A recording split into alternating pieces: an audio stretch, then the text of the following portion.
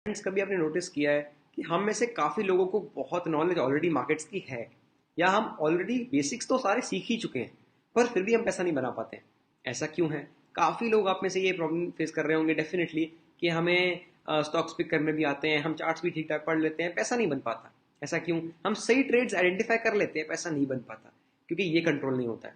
देखो, eight the and analysis मोटा मोटा सेम ही है, सबको कॉन्सेप्ट सेम ही आता है, बट कहीं ना कहीं जहाँ पे एज बिल्ड होता है वो है ये, मतलब आपका माइंडसेट, मतलब आपका behaviour. And that is why I always say behaviour is the most important. Knowledge तो इंपॉर्टेंट है ही है, नॉलेज के बिना कुछ नहीं हो सकता, बट नॉलेज भी तभी काम पे आएगी जब बिहेवियर अच्छा होगा। अगर आपका बिहेवियर ठीक नहीं है मार्केट्स के टूवर्ड्स, या अगर आपका माइंडसेट ठीक नहीं है, रूल्स नहीं है फिक्स, तो आप काम कर ही नहीं पाओगे, चाहे जितनी भी नॉलेज हो जाए, क्योंकि आप अपने आप को ही कंट्रोल नहीं कर पाओगे, अपने एंट्री एग्जिट नहीं नाप पाओगे, अपने रिस्क रिवॉर्ड रेशियो नहीं देख पाओगे, अपने लिए बेसिकली आप अच्छी कैलकुलेटिव स्ट्रैटेजी नहीं बना पाओगे, कभी भी प्रॉपरली काम नहीं कर पाओगे मार्केट में। हाँ, एक दिन कमा लोगे, एक दिन गवा दोगे, बट जब सेल्फ कंट्रोल आएगा तो कंसिस्टेंटली आप काम कर पाओगे। तो कुछ डूज एंड डोंट्स हैं जो आज हम समझेंगे। So without further do, let's begin the video and let's understand the dos and the don'ts of the stock markets. Let's start. So guys, पहला जो मैंने यहाँ पे रूल लिखा हुआ है, जो डूज में लिखा है, जो मैं पर्सनली खुद लिखे हैं, खुद ओवर द ईयर समझे हैं।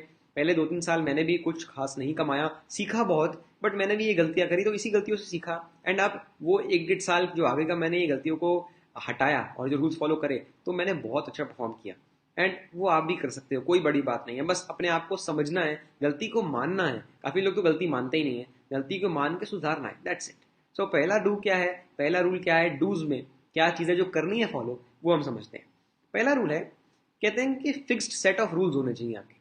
फिक्स्ड सेट ऑफ रूल्स, ये रूल्स क्या है देखते हैं। फॉर एग्जाम्पल, आपका कैपिटल छोटा है, मान लीजिए आपका कैपिटल बहुत छोटा है, ठीक है। अब ऑफ कोर्स हम चाहते हैं कि कैपिटल बचा रहे, right? Preserving capital is a big thing. अब ये बड़े कैपिटल में भी काम आता है, बट मैं आपको एग्जाम्पल दे रहा हूँ छोटे कैपिटल के साथ, क्योंकि मैं लोगों का माइंडसेट समझा रहा हूँ आपको। तो लोगों का माइंडसेट क्या होता है कि यार 1,000 रुपये ही तो हैं, इसको लगा के देख लेते हैं कोई हीरो जीरो ट्रेड में, कॉल ऑप्शन खरीद ले, 1,000 के 2,000 हो जाएंगे, नहीं तो गए, क्या फर्क पड़ता है।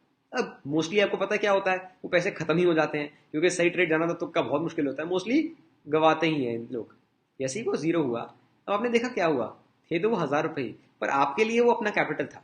आपने क्या किया, कुछ रूल फॉलो नहीं किया, कुछ नहीं किया, सीधा लिया, उठाया और जीरो कर दिया। अब आप उस 1,000 रुपये से बहुत कुछ कर सकते थे, बहुत कुछ सीख सकते थे, एटलीस्ट ट्रेड तो कर पा रहे थे। अब तो आप कल से ट्रेड भी नहीं कर पाओगे, जस्ट बिकॉज आपने कोई रूल नहीं फॉलो करे, कोई स्टॉप लॉस नहीं, कोई एंट्री नहीं, कोई एग्जिट नहीं, कुछ भी नहीं, कुछ भी मन किया उठा के ले लिया। ये होता है गलती, और ये होता है रूल्स को ना फॉलो करना। इसलिए कहते हैं build a set of rules, मतलब कि मेरे को फर्स्टली इससे ऊपर लॉस नहीं लेना, which is my stop loss, कि इससे ज्यादा लॉस मैं नहीं लूंगा, मेरा मैक्सिमम अमाउंट ऑफ लॉस है, बी एट 1%, 2%, 3%, 4%, जो भी आपके हिसाब से रिस्क एपेटाइट के हिसाब से आपका लॉस है, आपको उसको लिमिट कर लेना, इससे ज्यादा नहीं लेना। दूसरा रूल क्या है, मुझे इन सब स्टॉक्स में ट्रेड ही नहीं करना। एक कैटेगरी ऑफ स्टॉक्स होती है जिनमें आपको ट्रेड नहीं करना, हो सकता है वो बहुत छोटे स्टॉक्स हो, स्मॉल कैप्स हो सकता है वो पेनी स्टॉक्स हो जो प्राइस में बहुत कम हो सकता है इलिक्विड स्टॉक्स हो सकता है किसी पर्टिकुलर सेक्टर के स्टॉक्स हो। जो भी चीज है जो बहुत रिस्की लग रही है आपको, उसमें आपको ट्रेड करना ही नहीं है। You do not need to trade और invest in such an area of stocks और एसेट्स जो आपको या तो समझ नहीं आता है या बहुत रिस्की लगता है, क्योंकि वहां जाना ही नहीं ना जहां समझ नहीं आता। आप वहां पे जाओ, जो समझ नहीं आ रहा है तो वो तो तुक्का हो गया, गैम्बलिंग हो गई, उसमें मतलब क्या हुआ।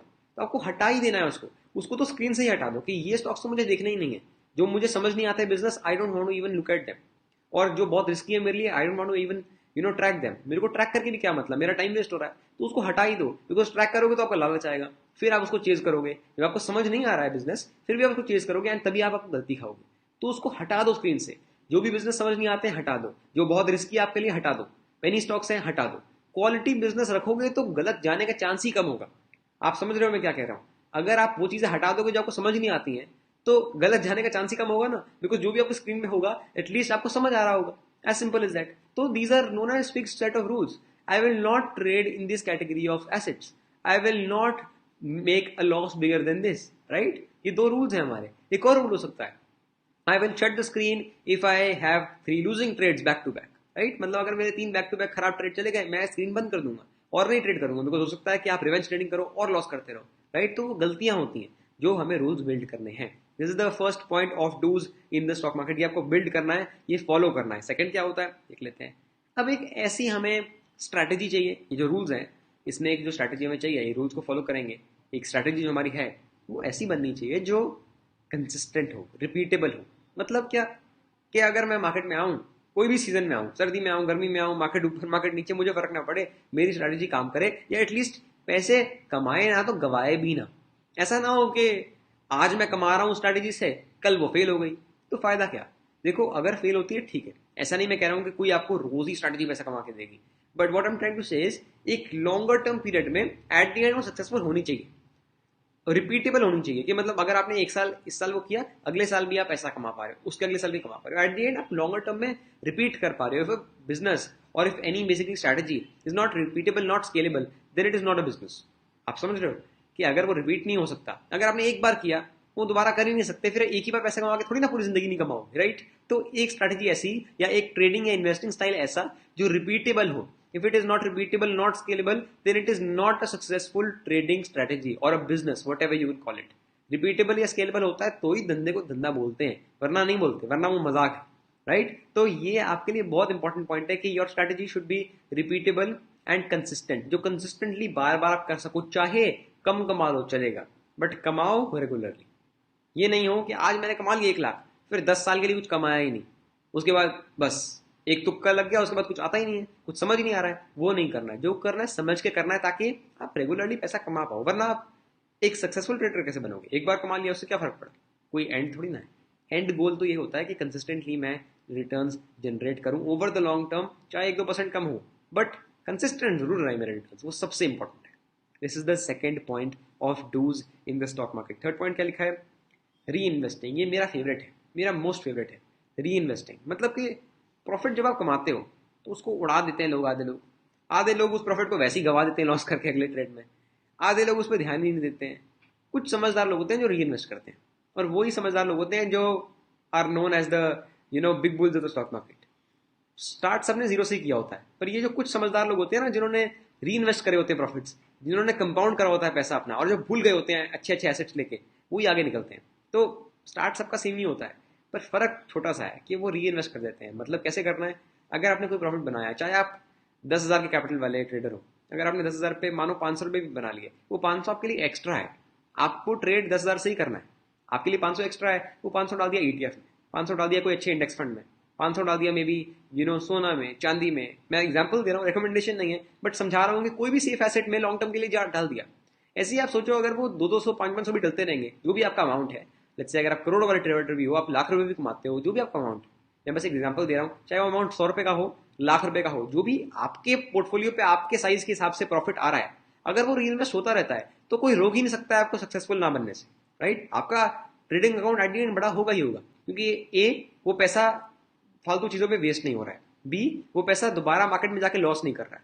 ये दो ही गलतियां होती हैं, ए वो जो प्रॉफिट है वो बाहर जाके फालतू चीजों पे खर्च हो जाए, ओवर स्पेंडिंग हो जाए, बी वो प्रॉफिट जो आया है वो वापस ओवर ट्रेड करके लॉस में बदल जाए। अगर ये दोनों गलती नहीं हुई है तो आप सक्सेसफुल हो, बात खत्म, सिंपल एज दैट, और कुछ है ही नहीं। और ये कैसे नहीं होगा, तब नहीं होगा जब आप इसको री इन्वेस्ट कर दोगे, तो ना पैसा बचेगा बाहर खर्चने का, ना पैसा बचेगा बाहर लॉस करने का मार्केट में। तो आप समझो जो भी आपका एक्स्ट्रा प्रॉफिट आता है, बोनस है वो आपके लिए, उसको री इन्वेस्ट करते चलो, साइड बाय साइड इतनी ग्रोथ होगी कि आप बोलोगे अरे मैथ करके चक्कर आ जाएंगे आप समझ रहे हो। साइज से फर्क नहीं पड़ता, चाहे पोर्टफोलियो छोटा है चलेगा, स्टार्ट सबका छोटा ही होता है, बट अगर आपने कर लिया आपको कोई नहीं रोक सकता। This is a very important point, and this is the third and the last point for dos. मतलब मैंने 3 पॉइंट में सिंप्लीफाई करने की कोशिश करी है, और बहुत चीजें आप बोल सकते हो, पर मेरे हिसाब से 3 चीजें काफी इंपॉर्टेंट है, अच्छी हैं, और ये समझ लो तो आपके लिए काफी है। अब आते हैं डोंट्स पे, जो गलतियां नहीं करनी है वो भी तो समझनी पड़ेंगी। ये तो है जो चीजें हमें करनी है, ये जो चीजें नहीं करनी, क्या नहीं करना, पहला क्या लिखा हुआ है मैंने, say no to large position, always say no to a large position. मतलब कि अगर कोई पोजीशन आपके लिए बहुत बड़ी है, अब वो मेरे लिए कुछ और हो सकती है, आपके लिए कुछ और हो सकती है, तीसरे बंदे के लिए कुछ और हो सकती है। कहने का मतलब अगर ऐसी पोजीशन है जो आपके लिए बहुत बड़ी है, जिसको आप संभाल नहीं सकते, उसमें ट्रेड करो ही मत, सिंपल सी बात। अगर आप 100 शेयर से ट्रेड करने वाले इंसान हो, आप अगले दिन 1000 शेयर से ट्रेड करोगे, आप गलती करोगे ही करोगे, कुछ भी हो जाए, जितना भी अच्छा सेटअप आ जाए, आप बोलोगे यार ये तो trade of my life time है, ठीक है आप अग्रेसिव जा सकते हो उस पर, मान गया, बट ये तो नहीं ना कि अपने पोर्टफोलियो पे 10 गुना उधार लेके चले जाओगे, क्योंकि आपको नहीं पता अगले दिन क्या होने वाला है। कुछ भी न्यूज आई आप मैनेज नहीं कर पाओगे, थोड़ी बहुत भी वॉलिटिलिटी हो आपका तो हार्ट अटैक आ जाएगा, क्योंकि ऑफ कोर्स क्वांटिटी इतनी बड़ी हो गई। So always trade with the position size that you can manage, जिसमें आपके इमोशंस इंटैक्ट रहे, बिकॉज इमोशंस ही आपको मारते हैं। और क्या होता है, कभी कभी सेटअप ठीक होता है, ट्रेड अच्छा होता है, पर just because position size control में नहीं है, वो अगर आधा 1% भी ऊपर नीचे गया, क्वांटिटी इतनी ज्यादा है, आपको लॉस लगने लगेगा एंड आप उससे निकल जाओगे। काफी बार उससे घबरा के डर के निकल जाओगे, कंटिन्यू ही नहीं कर पाओगे। That is why I always say only trade in the position that you are comfortable with. यहाँ पे कंफर्ट नहीं है उसको ट्रेड मत करो, वो स्टॉक में ट्रेड मत करो, वो क्वांटिटी में ट्रेड मत करो, वो एरिया ऑफ मार्केट में ट्रेड मत करो जहां पे वो कंफर्ट नहीं है। कंफर्ट होगा तभी चीज को रख पाओगे, वरना वो ट्रेड चल ही नहीं पाएगा तो फायदा क्या, right? So only trade in a position that makes you feel comfortable. Do not trade in a large position, in such a position that you can not manage your emotions with. Please say no to large positions. Large से मेरा मतलब है access में large, मतलब आपके portfolio से भी 10-10 गुना बड़ी, उधार लेके, एमटीएफ पे, ओवर ट्रेड करके, या लोन लेके, या किसी दोस्त से लेके, वो सब चीज कह रहा हूँ। क्योंकि उसमें एट द एंड प्रेशर इतना होता है कि इंसान गलत जाता ही जाता है। प्लीज ये सब मत करना। सेकंड पॉइंट क्या है? Trading tips. ये तो काफी लोगों को पता होगा, फिर भी बता देता हूँ। ग्रुप्स बहुत हैं, लोग बोलेंगे आप ये शेयर खरीद लो, ये शेयर खरीद लो, वो खरीद लो। मैं कह रहा हूँ छोटा शेयर है, पेनी स्टॉक है, बहुत बातें लोग बोलते हैं, ये 5 गुना हो जाएगा, 10 गुना हो जाएगा। जब ये शेयर नहीं चलेगा तो जिसने बोला है वो आपको मिलेगा भी नहीं, वो कहाँ फुर हो जाएगा आपको पता नहीं चलेगा, और आप किसी को नहीं पकड़ पाओगे। That is why we say trading on tips is injurious to health, मतलब खराब है आपके लिए बहुत ही, मतलब क्योंकि आप समझो किसी ने कुछ कह दिया और आपने ले लिया, आपने अपना पैसा, हार्ड एंड मनी दाव पे लगा दिया जस्ट बिकॉज किसी और ने कुछ कह दिया। और जो किसी और ने जिसने कहा है वो खुद भी कोई रजिस्टर्ड आदमी नहीं है, कोई बहुत बड़ा एनालिस्ट नहीं है, कोई नहीं, आपका दोस्त कह देता है आप ले लेते हो, राइट? तो without doing any research how can you put your money into a business? आप स्टॉक समझते हो, बट अगर आप सोचो एक बिजनेस में पैसा लगा रहे हो, ये नहीं कि आपने कोई बटन खरीदा था स्टॉक आ गया, वो तो ठीक है, बट एट द एंड तो बिजनेस में पैसा लग रहा है ना। अगर बिजनेस ही फेल है तो फायदा क्या पैसा लगाने का? तो do not trade on tips, because हर एक का माइंडसेट अलग होता है। हो सकता है वो उतना रिस्क ले सके, दूसरा बंदा जिसने आपको टिप दी है आप ना ले सको। अपने हिसाब से, अपनी रिसर्च के हिसाब से ही ट्रेड करो या इन्वेस्ट करो। Please do not trade on tips. Telegram groups, WhatsApp group से जो आते हैं स्टॉक्स, मत लो, मत देखो, कोई आपको बचाएगा नहीं जब आप फंसोगे तो, याद रखना बात।